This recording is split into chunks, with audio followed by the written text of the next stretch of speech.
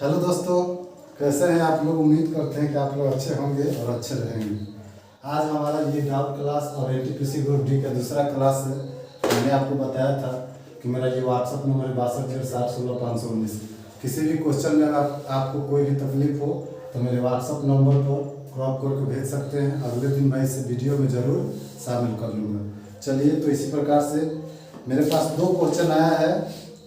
एक लड़का ने भेजा है जिसका नाम है दीपक, और उनका क्वेश्चन क्या है पहले उसको देख लेते हैं। कहता है कि किसी वृत्त के परिधि में 100% की वृद्धि की जाती है किसी वृत्त के परिधि में 100% की वृद्धि की जाती है तो उसके क्षेत्रफल पर क्या प्रभाव पड़ेगा। तो उसके क्षेत्रफल पर क्या प्रभाव पड़ेगा। तो देखिए दोस्तों, मैंने आपको पहले ही प्रतिशत में बता चुका है फाउंडेशन बैच में कि इसका एक छोटा सा ट्रिक होता है, सूत्र कहिए या ट्रिक कहिए, x + y + xy/100।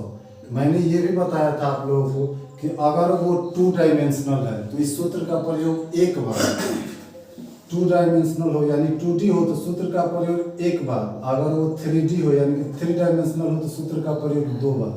अब 2D किसे कहते हैं, 3D किसे कहते हैं, पहले इसको समझिए। तो 2D उसे कहते हैं जिसका केवल क्षेत्रफल निकलता हो, और 3 डायमेंशनल उसे कहते हैं जिसका क्षेत्रफल और आयतन दोनों साथ साथ निकलता हो। ठीक, तो ये वृत्त है हमारा, वृत्त का केवल क्षेत्रफल निकलता है, न कि आयतन निकलता है। तो मैं इसे 2D में रखा हूँ, और 2D में इस सूत्र का प्रयोग एक बार किया जाता है। तो देखिए, इसके वृत्त के परिधि में 100% की वृद्धि हो गई तो x के जगह पर 100 रखेंगे। अगर वृद्धि में है तो सबको प्लस में रखेंगे। ठीक, x और y दोनों का मान हम 100 डालेंगे, और यहाँ पर दोनों को जब गुना करा देंगे, गुना कराने के बाद सूत्र का नीचे 100, 2 जीरो से 2 जीरो कट गया। यहाँ देखिए 100 100 100 सबको जोड़ देंगे तो 300। 300 का मतलब ये हुआ कि जब वृत्त के परिधि में 100% की वृद्धि की जाती है तो उसके क्षेत्रफल पर क्या प्रभाव पड़ेगा। तो उसके क्षेत्रफल में 300% की वृद्धि हो जाएगी, वृद्धि होगी, उसके क्षेत्रफल में 300% की वृद्धि होगी। ठीक, और अगला क्वेश्चन देखते हैं, इन्हीं का है, दीपक जी का है। ये अपना डिस्ट्रिक्ट का नाम नहीं भेजे हैं लेकिन अपना नाम भेजे हैं, दीपक कुमार। तो चलिए नेक्स्ट क्वेश्चन देखते हैं। देखिए दोस्तों, अगला क्वेश्चन कहता है कि किसी वृत्त के व्यास को अगर 50% कम कर दिया जाए तो उसके क्षेत्रफल पर क्या प्रभाव पड़ेगा। तो अभी हमने आपको सूत्र लिखा और बताया कि x + y + xy/100। ये सूत्र अभी हमने आपको बताया है कि अगर 2D हो तो एक बार और 3D हो तो 2 बार। तो अभी ये वृत्त क्या है, ये 2D है, वृत्त का केवल क्षेत्रफल निकलता है, न कि इसका आयतन निकलता है। तो जब क्षेत्रफल निकलेगा तो 2D में रखेंगे या सूत्र का प्रयोग एक बार। तो कहता है कि इसके व्यास में कितने प्रतिशत की कमी कर दी गई, तो 50% की। व्यास किसे कहते हैं, यहाँ से परिधि पर से लेकर के और इस परिधि पर की दूरी को व्यास कहते हैं। यानी कि परिधि के इस परिधि पर से लेकर इस परिधि को मिलाने वाली रेखा को व्यास कहते हैं। इस व्यास को बीच से केंद्र से अगर 2 भागों में बांट देंगे तो एक तरफ को क्या बोलते हैं, r, यानी कि त्रिज्या बोलते हैं। तो इसी व्यास को कहते हैं कि 50% कम कर देंगे तो उसके क्षेत्रफल पर क्या प्रभाव पड़ेगा। ठीक, तो चलिए आइए देखते हैं उसके क्षेत्रफल पर क्या प्रभाव पड़ेगा। 50% कम कर दिया तो यहाँ पर माइनस में 50, सूत्र का प्लस है तो प्लस, और फिर y के जगह पर भी माइनस में 50 क्योंकि 50% कम किया है, और सूत्र का प्लस है तो प्लस xy यानी कि -50 × -50। ये x का मान भी भर दिए, y का मान भी भर दिए, नीचे सूत्र में 100 है तो 100। अब इसको हल कर दीजिए, -50 प्लस और माइनस दोनों गुना हो जाएगा, गुना माइनस हो जाएगा, 50 है तो 50, यहाँ प्लस है तो प्लस, ये माइनस माइनस प्लस हो जाएगा, फिर प्लस में गुना कराएंगे तो प्लस ही रहेगा। 50 में 50 से गुना कराएंगे तो 2500 बट्टा में 100, 2 जीरो से 2 जीरो कैंसिल, माइनस में 50, माइनस में 50, माइनस में 100 और प्लस में 25, यानी कि आपका 75 जो आया ये माइनस में आया। माइनस का मतलब ये होता है कि आपके क्षेत्रफल पर क्या प्रभाव पड़ा, तो माइनस का मतलब कि घट गया कितने प्रतिशत, तो 75%। तो जब भी इस तरह के क्वेश्चन मिलेगा इसी सूत्र पर बनाएंगे, सबसे आसान है। और फाउंडेशन बैच में चलिएगा तो बिना ट्रिक का, बिना सूत्र का उसमें हम बताते हैं, तो फाउंडेशन बैच भी आप ज्वाइन कर सकते हैं। और कोई भी दिक्कत हो तो मेरा ये व्हाट्सअप नंबर है 620716 519, लेकिन इस नंबर पर कॉल मत कीजिएगा क्योंकि कॉल लगेगा ही नहीं, केवल व्हाट्सअप नंबर है मेरा, ठीक। चलिए चलते हैं नेक्स्ट क्वेश्चन में। नेक्स्ट क्वेश्चन कहता है आपको, हम ये एनटीपीसी का जो स्टेज फर्स्ट और सेकंड इसका रिवीजन करा रहे थे, जहां छोड़कर गए थे वहां से आपको आगे लेकर अब चलते हैं, ठीक। डाउट क्लास आपका खत्म होता है और एनटीपीसी प्लस ग्रुप डी का ये रिवीजन बैच स्टार्ट करते हैं, ठीक। चलिए ध्यान दीजिए क्वेश्चन को। क्वेश्चन आपके सामने स्क्रीन पर होगा, देखिए। कहता है कि अनिल ने 6 रुपये प्रति अंडे की दर से 100 अंडे खरीदे। उसने 25 अंडे 10% लाभ पर और 25 अंडे 25% हानि पर और बचे हुए 50 अंडे 20% लाभ पर बेचे। तो बताइए अनिल को कुल कितना प्रतिशत का लाभ या हानि हुआ, ठीक। तो देखिए आइए इसको बनाते हैं दोस्तों, ध्यान दीजिए। कहता है कि 6 रुपये प्रति अंडे की दर से खरीदा, और कई गो अंडा खरीदा, तो 100 गो, तो 100 अंडा का क्रय मूल्य अब कितना होगा आप अपने से जोड़ लीजिए। एक अंडा के क्रय मूल्य 6 रुपया, तो 100 अंडा का क्रय मूल्य कितना, 600, तो यहाँ लिख देंगे 600 रुपये, ठीक। उसके बाद इसको अब बेचना चालू करता है अनिल। कैसे बेचता है, तो पहले 25 अंडा पर क्या करता है कि 10% का लाभ लेता है, ठीक। पहले 25 अंडा पर उसने 10% का लाभ लेके बेच दिया। तो पहले 25 अंडा का विक्रय मूल्य ज्ञात करेंगे, बेच रहा है तो विक्रय मूल्य। तो विक्रय मूल्य तब निकलेगा जब पहले आपका क्रय मूल्य पता रहेगा। तो एक अंडा 6 रुपया में खरीदा है, तो 25 अंडा कितना में खरीदेगा, तो 25 छक 150 रुपये में खरीदा। ये तो इसका अभी क्रय मूल्य है, ध्यान दीजिए, ये तो अभी इसका क्रय मूल्य है। अब इसका विक्रय मूल्य निकालना है, तो बेच रहा है लाभ लेकर, और कितना लाभ लेकर, तो क्वेश्चन में आपका बोल रहा है 10%। तो 150 का 10% लाभ लेगा तो 110% पर बेच देगा। 2 जीरो से 2 जीरो काट देंगे, 15 में 11 से गुना करेंगे। देखिए यहाँ पर ध्यान दीजिएगा, गुना करने का तरीका भी एक होता है।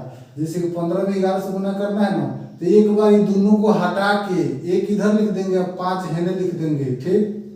एक हेने और 5 हेने, और एक बार इन दोनों को सटा के, तो 5 है 6, 165 रुपये। एक बार हटा के और एक बार सटा के, हंसिए मत, ये गुना करने का तरीका है, याद कीजिए, ठीक। तो 165 रुपये क्या आ गया, 25 अंडा का विक्रय मूल्य 165 रुपये। अब अगला 25 अंडा को क्या करता है, उसको भी बेचता है बेचारा अनिल। अगला 25 अंडा भी बेच दिया। अब इसका विक्रय मूल्य ज्ञात करेंगे, तो इसका विक्रय मूल्य क्या होगा, यहाँ पर 165 रुपये जो आया, ये तो पहला 25 अंडा का आ गया, 165 रुपये पहला 25 अंडा का विक्रय मूल्य आ गया। अब फिर 25 अंडा बेचा, इसको कैसे बेचा, तो इसको 25% हानि पर बेच दिए। तो 25 अंडा के देखिए क्रय मूल्य 150 रुपया, 25% हानि पर बेचेगा तो 75% पर बेच देगा। 25 3 75, 25 4 100, ठीक। अब इसको काट देते हैं, 2 से काटेंगे 2 बार में, ये आपका हो जाएगा 75, 75 225, अब बट्टा में 2, इसको भाग देंगे तो 112.5 रुपये, ठीक। अब देखिए 25 करके 2 बार में अंडा बेच दिया, यानी 50 अंडा बेच दिया। शेष कितना अंडा बच गया, 50 अंडा, शेष 50 अंडा बचा। तो अब इस 50 अंडा का विक्रय मूल्य ज्ञात करेंगे। इसको कैसे बेच रहा है, तो क्वेश्चन में देखिए कह रहा है कि शेष 50 अंडे 20% लाभ पर बेचा है। तो यहाँ 100 गो अंडे का क्रय मूल्य 600 रुपया, तो 50 गो अंडे के क्रय मूल्य कितना, 300 रुपया। इसको कितना लाभ पर बेच रहा है, तो 20%, तो 120% पर बेच देगा। 2 जीरो से 2 जीरो कैंसिल, 12 3 36, 360 रुपये में 50 अंडा बेच दिया। अब क्या करेंगे दोस्तों, ज्ञात कीजिए। कहता है कि इस पूरे सौदे में अनिल को कितने % का लाभ या हानि हुई।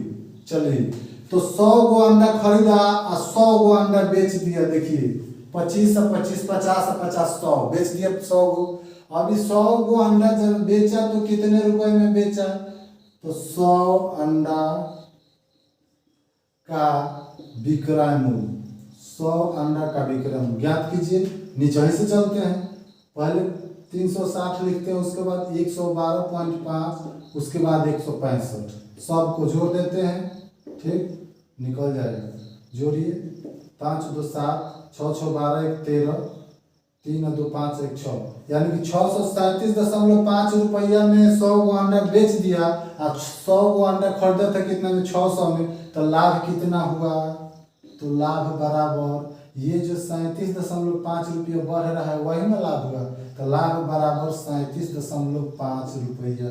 अब कह रहा है कि लाभ या हानि प्रतिशत, तो लाभ प्रतिशत बराबर लाभ को लिख देते हैं। ये किस पर लाभ हुआ? तो 600 रुपया पर, तो 600 रुपया नीचे लिख देंगे। अब ये आपका पॉइंट ऊपर है, पॉइंट को हटाएंगे, नीचे एक और जीरो, ये आपका भिन्न बन गया, यानी बट्टा बन गया।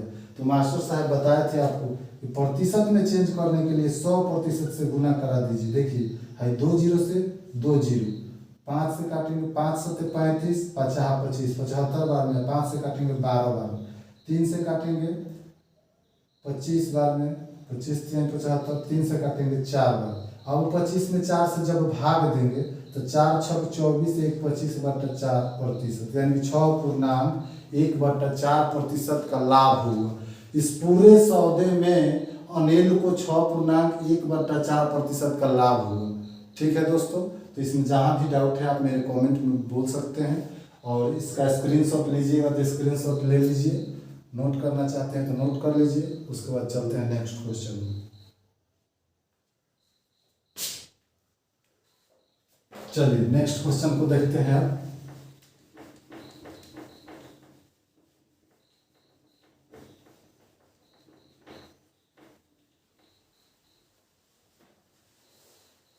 नेक्स्ट क्वेश्चन कहता है कि एक कंपनी यदि जानवी 1,25,000 रुपये 8% वार्षिक दर से ब्याज पर उधार लेती है तो 2 वर्ष के अंत में उसके द्वारा अदा की जाने वाली राशि क्या होगी? जानवी एक व्यक्ति का नाम है, जहानवी लिखा जाता है लेकिन जानवी पढ़ा जाता है। तो जानवी 1,25,000 रुपये ये क्या करती है कि उधार लेती है। ठीक, उधार लेती है किस दर पर? तो 8% वार्षिक दर पर। दर कितना है भाई? तो 8% वार्षिक, यहाँ पर लिख देते हैं कि वार्षिक है, नहीं तो आप लोग अर्धवार्षिक भी समझ सकते हैं इसे। तो दर बराबर क्या होगा? 8% वार्षिक। और समय कितना है? तो 2 वर्ष। क्वेश्चन में आपका दिया हुआ है। तब पूछता है कि अब अंत में उसको कितने रुपए अदा करना पड़ेगा, अंत में कितने रुपए की राशि अदा करना पड़ेगा। तो देखिए हमको यहाँ पर क्या निकालना है? ब्याज, यानी साधारण इंटरेस्ट। तो साधारण इंटरेस्ट ब्याज निकालने के लिए पहले ब्याज प्रतिशत निकालते हैं। ठीक, अगर एक लाइन में निकालना होगा तो देखिए कैसे करेंगे। सबसे पहले ब्याज प्रतिशत निकालेंगे, सबसे पहले ब्याज प्रतिशत निकालेंगे, और ब्याज प्रतिशत निकालने के लिए एक सूत्र होता है केवल RT, यानी कि दर में समय से गुना करा देंगे, आपका ब्याज प्रतिशत हाजिर। इसी को ब्याज प्रतिशत को बोलते हैं कि ब्याज प्रतिशत में। तो ब्याज SI सिंपल इंटरेस्ट प्रतिशत में निकालना है तो RT यानी क्या? 16% हो गया। ब्याज कितना देगा? तो 16%। और टोटल कितनी राशि अदा करेगी? तो 1,25,000 रुपये कर्ज ली थी और 16% उसका ब्याज देगी, तो कितनी देगी? मिश्र धन जब पूछेगा तो मिश्र धन बराबर 1,25,000 रुपया तो पहले से वो ले चुकी है कर्ज, 16% ब्याज देना है, तो अब सब मिलकर 116% हो जाएगा। हाई अपने आप में क्या %? तो 100%, और 16% ब्याज आवा, दोनों मिल के कितना?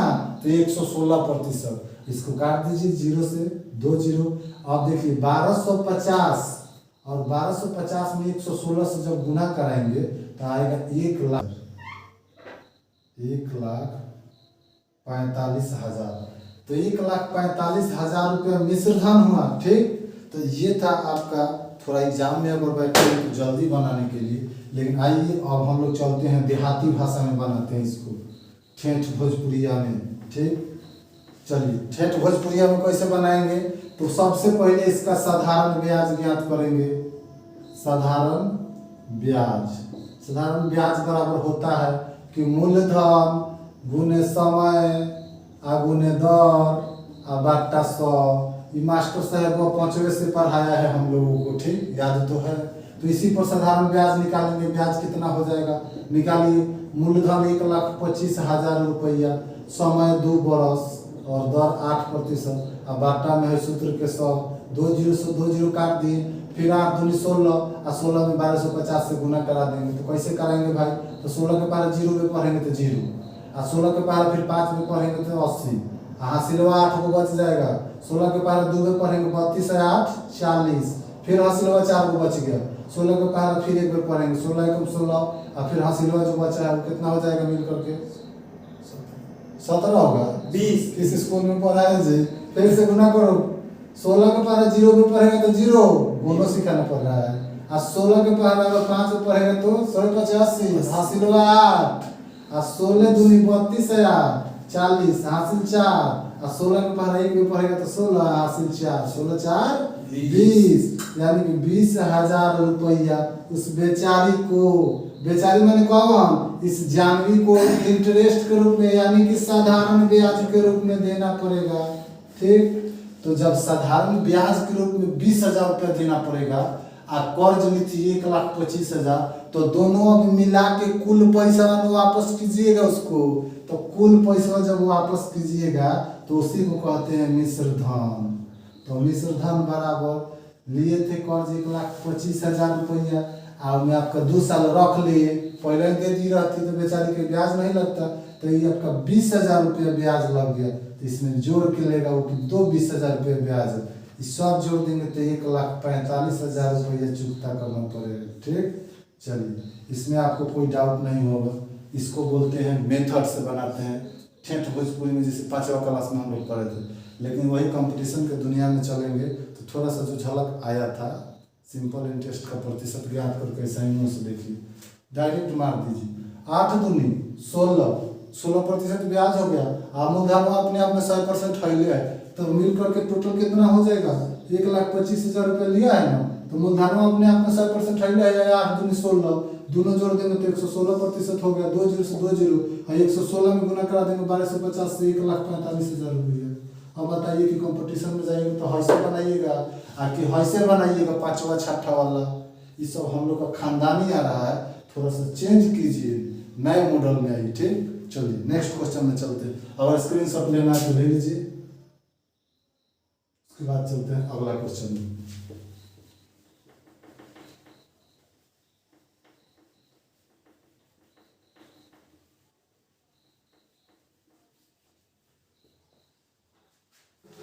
चलिए दोस्तों, नेक्स्ट क्वेश्चन क्या कहता है, कहता है कि 50 से 100 के मध्य कितनी अभाज्य संख्याएं हैं। देखिए 50 से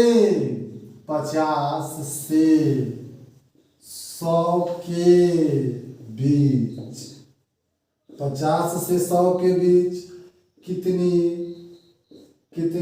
अभाज्य संख्याएं हैं,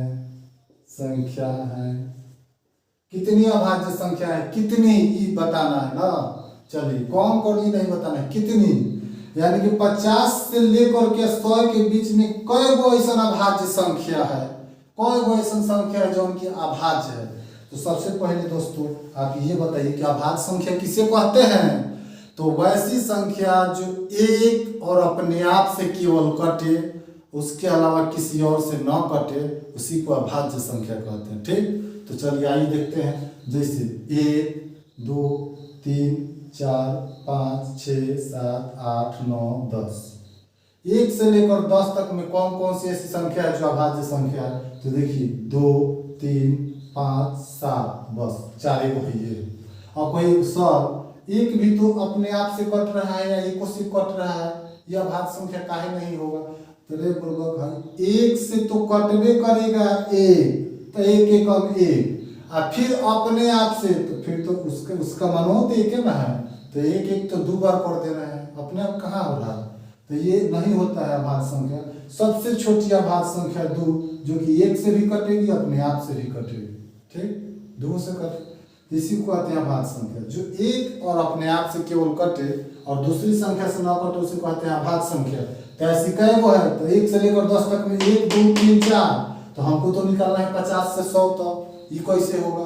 तो देखिए दोस्तों, जब पूछता है आपका ज्यादातर एग्जाम में 100 तक ही पूछेगा, इससे ऊपर नहीं पूछता है। 50 से 100 तक या 80 से 100 तक या 1 से 50 तक, इस प्रकार से पूछता है, क्योंकि वो जानता है कि इसका कोई नियम, ट्रिक, मेथड कुछ नहीं है।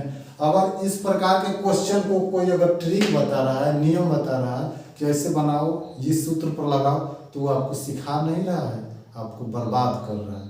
क्योंकि अभाज्य संख्या का ना कोई सीरीज होता है, ना कोई इसका सीक्वेंस होता है, ना ही कोई नियम, ना कोई कानून, कुछ नहीं होता है। चलिए केवल गिनते हैं। तो सबसे पहले आप एक मोबाइल नंबर याद कर लीजिए, और वो मोबाइल नंबर क्या होगा ध्यान दीजिए। देखिए यहाँ पर 44, 44 के आधा कितना होता है, तो 22, 22 हो गया। अब 32, अब 32 को पलट देते हैं तो क्या होता है, 23। अंत में वो आपको एक वैसे याद करना पड़ेगा। तो 10 नंबर का एक मोबाइल नंबर है जो आपको याद रखना पड़ेगा। अब देखिए किस लिए, तो 1 से लेके 10 तक कितनी अभाज्य संख्या है, तो 4। अब 10 से लेकर के 20 तक कितनी अभाज्य संख्या है, तो 4। अब 20 से लेकर 30 तक पूछ देगा, 30 से लेकर 40 तक पूछ देगा आपसे, 40 से 50 तक, 50 से 60 तक, 60 से 70 तक, और 70 से लेकर 80 तक, 80 से लेकर के 90 तक, 90 से 100 तक। देखिए दोस्तों, सुनिए ना, ध्यान दीजिए। हमने क्या लिखा कि 44 और 44 के आधा 22 और 32 को जब पलट देंगे तो 23, अंत में याद रखना है 21। वो किस लिए, तो 1 से लेकर के 10 तक 4 गो संख्या होते हैं अभाज्य संख्या। तो देखिए 4 लिख दिए, 10 से 20 तक 4 गो होता है, और उसके बाद जैसे 20 से आगे बढ़ेंगे 30 तक लो, तो मोबाइल नंबर याद है ना, 44, 44 का था कितना, 22, और 32, और 32 को पलट दे, सॉरी 32 है ना, तो 2 नीचे आ जाएगा, और 32 को पलट देंगे तो फिर 23, और लास्ट में आपको कहा थे कि ये कैसे याद रखिए, ठीक। तो यही आपका मोबाइल नंबर है। 1 से लेकर 10 तक कितनी अभाज्य संख्या है, तो 4 गो। 10 से लेकर 20 तक कितनी है, तो 4 गो। 20 से लेकर 30 तक कितनी है, तो 2 गो। इसी प्रकार से दोस्तों आपको ये सब लिखने की जरूरत नहीं पड़ेगी, केवल ये मोबाइल नंबर याद रहेगा तब। तो वो क्यों और कैसे, तो देखिए, ये तो समझ गया।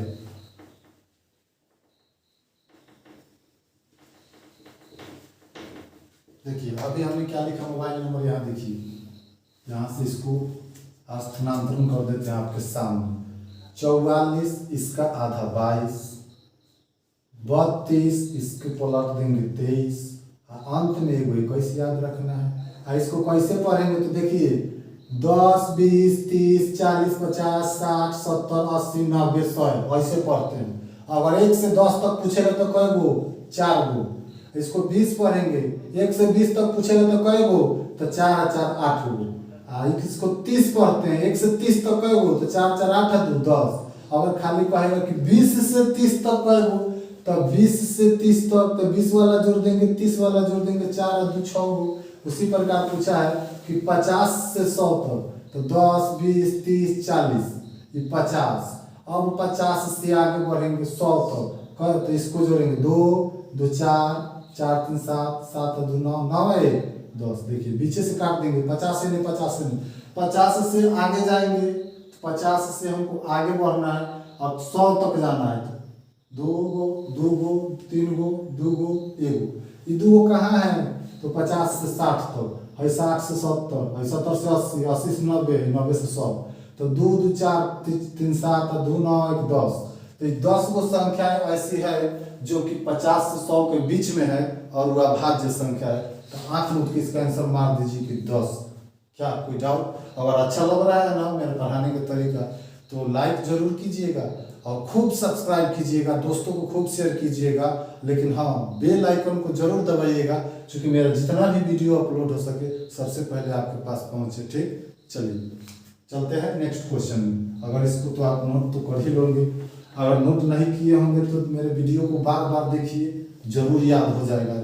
उसको रिव्यू करके देखिए, जरूर याद हो जाएगा। पीछे करके देखिए, रोक कर देखिए, रोक करके प्रैक्टिस कीजिए, बनाइए, लेकिन देखते रहिए, जरूर याद हो जाएगा। चलिए नेक्स्ट क्वेश्चन का चलते हैं। तो नेक्स्ट क्वेश्चन कहता है कि दो संख्याओं का गुणनफल 35,828 है। ओ हजार में है। दो संख्याओं का गुणनफल 35,828 है तथा HCF 26 है, तो उनके एलसीएम कितना होगा ये तो पूछ रहा है। 35,828 से दो बार मिल, देखिए दो संख्या है जिसका गुणनफल 35,828 है। 35,828, हाँ ठीक है।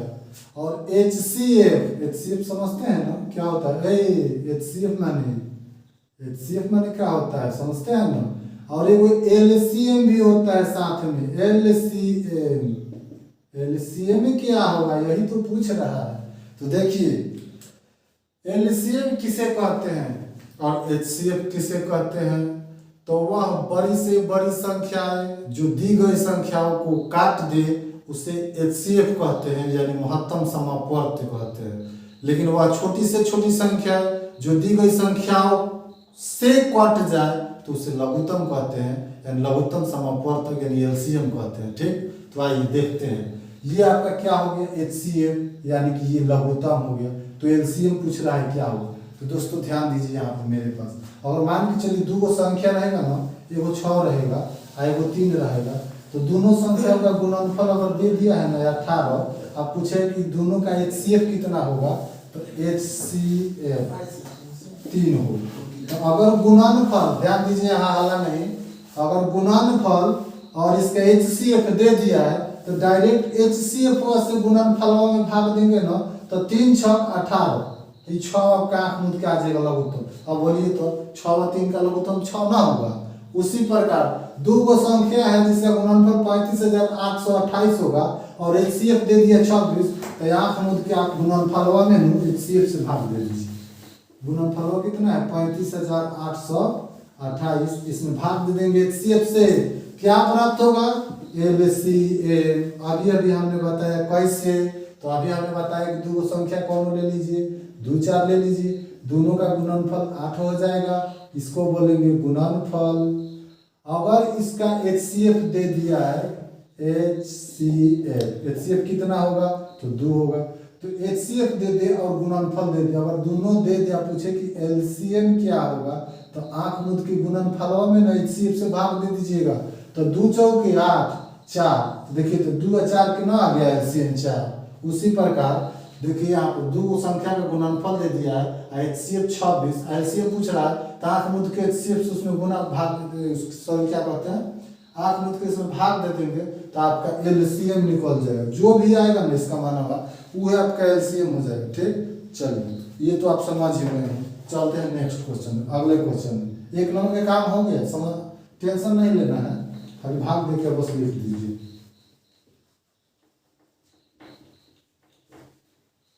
चलिए नेक्स्ट क्वेश्चन कहता है कि A² माइनस B²।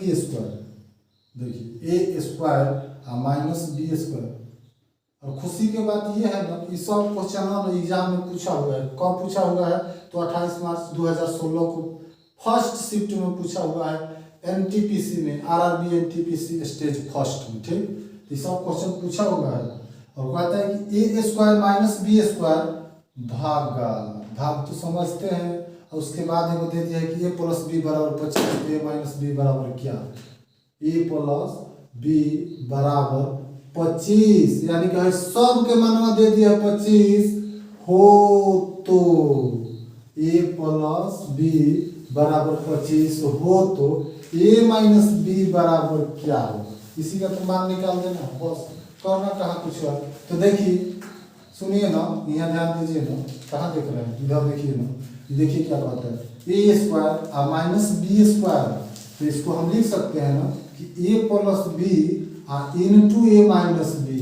अलजेब्रा में पढ़े हैं ना, पाँचवा छठा में मास्टर साहब पढ़ा रहे थे सरकारी स्कूल में कि ए स्क्वायर माइनस बी स्क्वायर, छठे में पढ़ा रहे थे कि ए स्क्वायर माइनस बी स्क्वायर बच्चों होता है ए plus B into A minus B, यानी इसी को लिख देना है एक बार प्लस में, एक बार लिख देना है माइनस में। ठीक, यहाँ तक बुझा रहा है ना, कोई डाउट? चलते हैं आगे। अब देखिए ये है भाग का चिन्ह, तो जैसे भाग का चिन्ह आता है बट्टा लिख देते हैं। उसके बाद है ए प्लस बी, तो नीचे लिख देंगे ए प्लस बी। अब देखिए तो कुछ दिखाई दे रहा है, बराबर में 25 है तो 25 लिख दीजिए। ए प्लस बी से ए प्लस बी कैंसिल, बच गया आपका ए माइनस बी, इसका मान है 25, तो 25 तो आंसर आपका ऑलरेडी हाजिर है। लिख देंगे कि ए माइनस बी का आंसर 25। इसमें करना क्या है, घबराना नहीं है, एक एक नंबर बिटोरिएगा ना तो बूंदे बूंदे तालाब भर जाएगा। अब पढ़ना वही है जो पूछे एग्जाम में, इधर उधर की फालतू क्वेश्चन अभी नहीं पढ़ना, वो सब बाद में पढ़ा जाता है शांति से आराम से विद्वान बनने के लिए। चलिए ये सब एग्जाम में पूछा हुआ क्वेश्चन है, पूछ भी सकता है। चलिए आगे देखते हैं। कहता है कि अमन और अजय एक दीवार को क्रमशः 9 और 12 दिनों में पूरा कर सकते हैं। यदि वे दोनों मिलकर कार्य करते हैं तो वे कितने दिनों में पूरा कर देंगे? अमन अजय दो आदमी हैं, देखिए अमन अजय दो आदमी हैं। ठीक, क्वेश्चन में दिया है दो आदमी, देहात में हम लोग के यहाँ आदमी कहा जाता है। कोई आदमी हो वो 5 आदमी हो, 6 आदमी हो, 10 आदमी हो, तो 2 आदमी हवा में, कोई आदमी तो 2 आदमी। अमन अजय, अमन 9 दिन में करत हो तो अजय 12 दिन में करत हो। ठीक, तो दोनों मिलकर कितने दिन में करवाओ, ये तो पूछा था। देखिए दोस्तों, तो ध्यान दीजिए, आपने वर्क एंड टाइम में पढ़ा होगा कि ये किसी काम को अगर 5 दिन में करता है तो इसका एक दिन में कितना भाग काम होगा, तो 1/5 भाग। कैसे, तो इसको समझिए।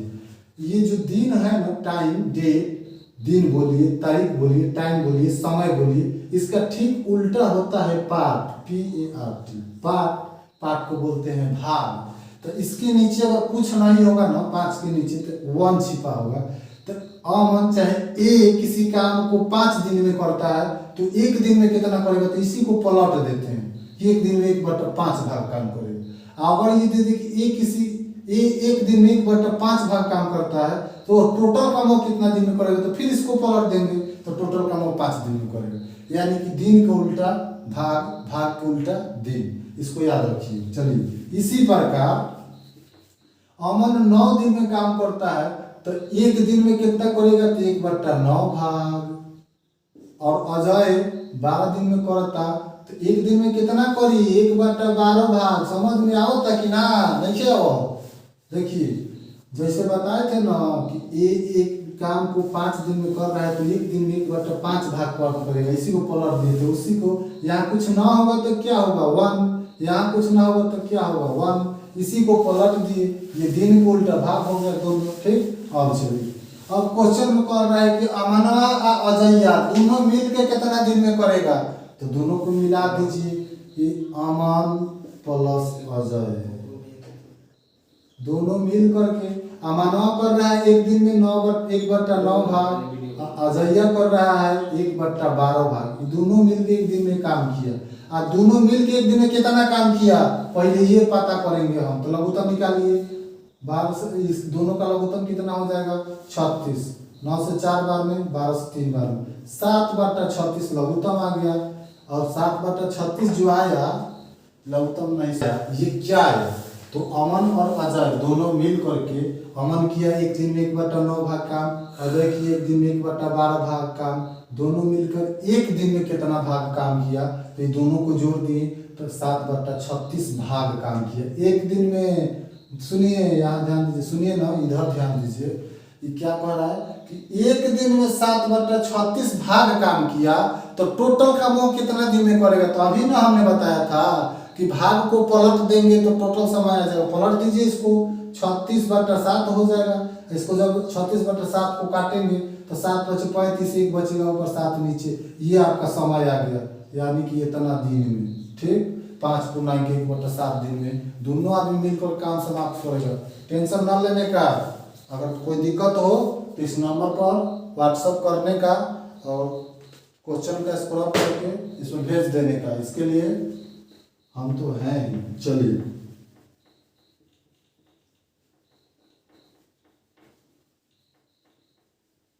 नेक्स्ट क्वेश्चन देखते हैं।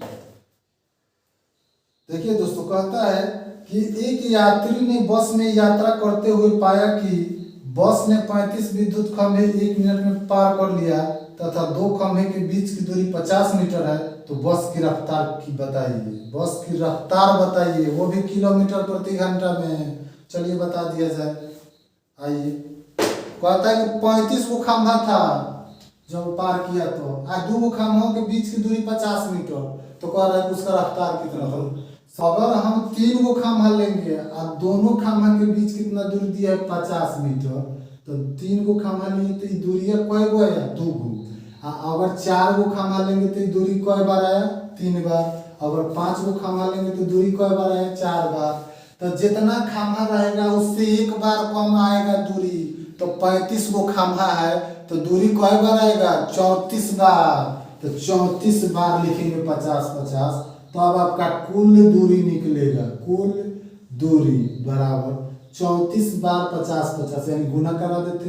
4 × 5 = 20 और 5 × 3 = 15 2 17, एगो जीरो है तो जीरो, यानी कि 1700 मीटर कुल दूरी निकल गया। कहता है कि 1 मिनट में ही सब पार कर गया।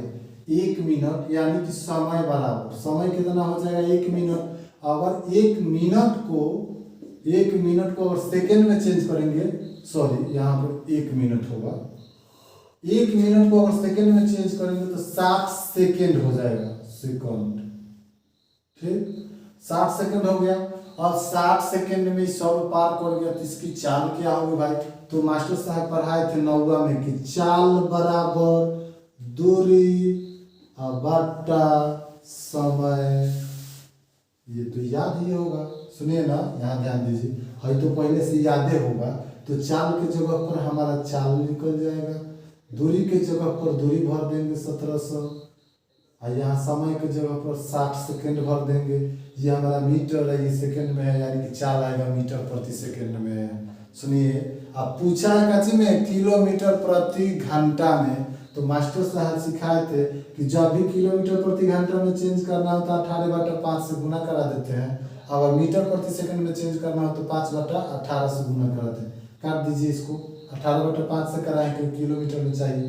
काटिए, 1 0 से 1 0 कट गया ना, 6 से 18 3 बार में कट जाएगा ना, 5 से 5 3 15 5 चौका 20, 34 बार में कटेगा। अब 34 में 3 से गुना कराइए दीजिए, 4 3 12, 3 3 9 8 10, 102 किलोमीटर प्रति घंटा। तो देखिए दोस्तों, उसका रफ्तार कितना था? 102 किलोमीटर प्रति घंटा। ठीक, चलिए चलते हैं नेक्स्ट क्वेश्चन में। अगला क्वेश्चन देखते हैं। अगला क्वेश्चन कहता है कि राजा ने अपने 4 विषयों में 67, राजा ने अपने 4 विषयों में 67, 69, 78, 88 अंक प्राप्त किए। उसने अपने 5वें विषय में कितने अंक प्राप्त करे कि उनका औसत 80 हो जाए? देखिए, पहले 4 विषय में उसने कुछ अंक प्राप्त किया है, वो कौन कितना प्राप्त किया है अंक, इसको देख लेते हैं। तो देखिए, एक विषय में 67 नंबर लाया है, एक विषय में लाया है 69 नंबर, और एक विषय में लाया है आपका 78 नंबर, सॉरी 78 नंबर, एक में लाया है 88 नंबर। अब कहता है कि 5वां में कितना नंबर ले आए हैं, गोल में गोल घेर देते हैं, चाहे गोल छोड़िए हटाइए, कॉमा दे देते हैं। कहता है कि 5वां में कितना नंबर ले आए कि सब 5 के मिल के और उसका औसत 80 हो जाए। ठीक, तो 5वां में ले आ दीजिए कि x नंबर ले आओ, पता तो है नहीं, तो तुम्हारा औसत कितना हो जाएगा? तो 80। औसत कैसे निकालते हैं? सबको जोड़ देते हैं, सबको जोड़ के जब रहेगा उतना से भाग 1 2 3 4 5 को हो जाएगा। पहले 4 गो था, अब 5वां एगो x नंबर लाएगा, 5 को हो जाएगा, इसमें 5 से भाग दे देंगे, इसका औसत हो गया। औसत औसत आपका दिया हुआ है कितना? तो 80 हो जाए। ठीक, अब चलिए इस 5 को जब उधर भेजेंगे तो 400 हो जाएगा, और सबको जोड़ देंगे, 8 8 16, 16 9 25, 25 7 32, 32 के 2 हंसलिए कै गो? 3 गो, 8 3 11, 11 7 18, 18 6 24, 24 से 6 30, हंसलिए कै गो था? 8 7 15, 15 6 21, 21 6 21 छः कोई 27 27। हासिल कौन था? 3 2 को हासिल हासिल फिर से जोड़िए चलिए। 8 8 16 16 9 25 25 से 7 32 के 2 हासिल 3 8 हासिल 3 कितना 11 11 7 18 18 6 24 24 6 30 यानी 302। अब बाटा में कितना है 5 5 उधर भेजेंगे 8 यहाँ देखिए पहले यहाँ देखिए प्लस है 1 से पहले यहाँ प्लस 1 लिख देते हैं। अब बाटा में कितना है तो 5 है 5 को जब उधर भेजेंगे 880 में जाके गुना करेगा तो कितना हो जाएगा 400। ठीक इसका मानवा हो गया 400। इधर तो 302 प्लस 1 है ये है 400 हो गया। ये 302 जाएगा 400 में से घट जाएगा x के मान 98। तो देखिए ना यहाँ देखिए ना दोस्तों इधर देखो x अंक लाएगा ना तो उसका औसत 80 हो जाएगा यानी कि उसने 98 अंक जैसे लाया पांचवा विषय में उसका औसत कितना हो जाएगा 80 हो जाएगा। क्या कोई डाउट? No doubt. तो इसको नोट कर सकते हैं। चलते हैं अगला क्वेश्चन। कहता है कि एक कंपनी में 10 कर्मचारियों को प्रति कर्मचारी 36,200 रुपये मिलता है और 15 कर्मचारियों को प्रति कर्मचारी 33,550 रुपये मिलता है तो प्रत्येक कर्मचारी का औसत वेतन कितना होगा। ठीक चलिए और यहू में औसत पूछा है, घबराने की बात नहीं। जहाँ हम रहेंगे वहाँ क्या घबराना है। कहते हैं कि तालीम नहीं दी जाती है परिंदों को उड़ान की, वो खुद ही तय करते हैं ऊंचाई आसमान की। ठीक तो घबराना क्या है, अपने से सब कुछ बनाना है तो इसमें घबराना क्या है। हम है ना कोई दिक्कत होगा 620716 किसी पर व्हाट्सअप कर दीजिए, उसके बाद तो हम समझ ही लेंगे। अगला दिन आपका वीडियो में आपका जरूर आ जाएगा क्वेश्चन। हाँ लेकिन एक बात दोस्तों, जब भी आप क्वेश्चन भेजिएगा तो अपने डिस्ट्रिक्ट का नाम जरूर लिख के भेजिएगा और अपना भी नाम जरूर लिख के भेजिएगा। चलिए नेक्स्ट क्वेश्चन कहते हैं कि एक कंपनी में 10 कर्मचारी को प्रति कर्मचारी 36,200 रुपये मिलता है। सब कर्मचारी 10 गो रहते हैं। प्रति कर्मचारी का मतलब होता है एगो कर्मचारी। तो प्रति कर्मचारी यानी एक कर्मचारी को वेतन कितना है भाई, वेतन तो 36,200 रुपये मिलता है। ठीक 36,200 रुपये लिख देते हैं। 36,200 रुपये एक गोरा के 36,200 रुपया और टोटल 10 गोरा है तो 10 गो कर्मचारी का वेतन कितना हो जाएगा भैया। तो 10 से 36,200 में गुना कर देंगे तो हमारा आ जाएगा 3,62,000। क्या कोई डाउट? No doubt. यहाँ रुपया लगा देते हैं दोस्तों। चलिए 10 कर्मचारियों का हमने निकाल लिया। आगे कहता है कि 15 कर्मचारियों के समूह में प्रति कर्मचारी को कितना मिल रहा है तो 33,500 रुपये प्रति माने एक कर्मचारी को उसमें मिल रहा है। कर्मचारी को एक कर्मचारी का वेतन उसमें मिल रहा है 33,550 रुपये इसमें मिल रहा है एगो कर्मचारी को 33,550 रुपये।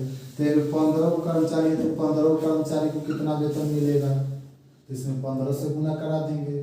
15 से जब गुना कराएंगे 33,550 में तो जीरो का जीरो 15 से इसमें सॉरी छोड़िए इसको 33,550 गुना 15। अब लिखते हैं इसको गुना कर 15 में जीरो से जीरो 15 में 5 से 15 5 75 हासिल 7 15 5 75 7 82 हासिल 8 15 3 45 8 53 हासिल 5 15 3 45 5 50। चलिए इतना। तो कुल औसत जब पूछे ना कुल औसत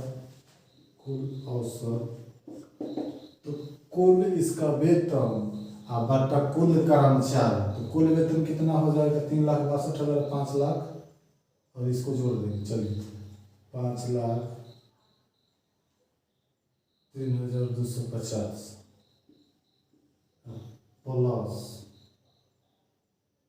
3,62,000 जोड़ेंगे तो औसत जोड़ करके भाग दे देंगे 15 और 10 25। चलिए भाग दीजिए तुम जोड़ के 0 5 2 2 3 5 6 5 3 25 से भाग दें। अब इसका जितना आएगा काट करके वो आपका आंसर। ठीक इसी को कहते हैं औसत। तो दोस्तों, आज हम लोगों ने रिवीजन किया और जहां आज हम आपको छोड़कर जा रहे हैं, अगले दिन हम वहीं से आपको फिर आगे लेकर चलेंगे, इसको बढ़ाएंगे।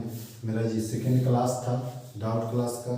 जहाँ भी आपका कोई डाउट हो मेरे व्हाट्सएप नंबर पे 620716 519 इस पर क्या कीजिए कि अपने मोबाइल से क्रॉप कीजिए और मेरे व्हाट्सएप पे भेज दीजिए। अगला दिन आपका वीडियो में ज़रूर शामिल कर लेंगे, लेकिन साथ ही साथ अपने डिस्ट्रिक्ट का नाम और अपना नाम जरूर भेजिएगा। तब तक के लिए मुझे विदा दीजिए। आप खुश रहिए, स्वस्थ रहिए, मेरे अगले वीडियो का इंतज़ार कीजिए। चलते हैं। जय हिंद, बाय बाय।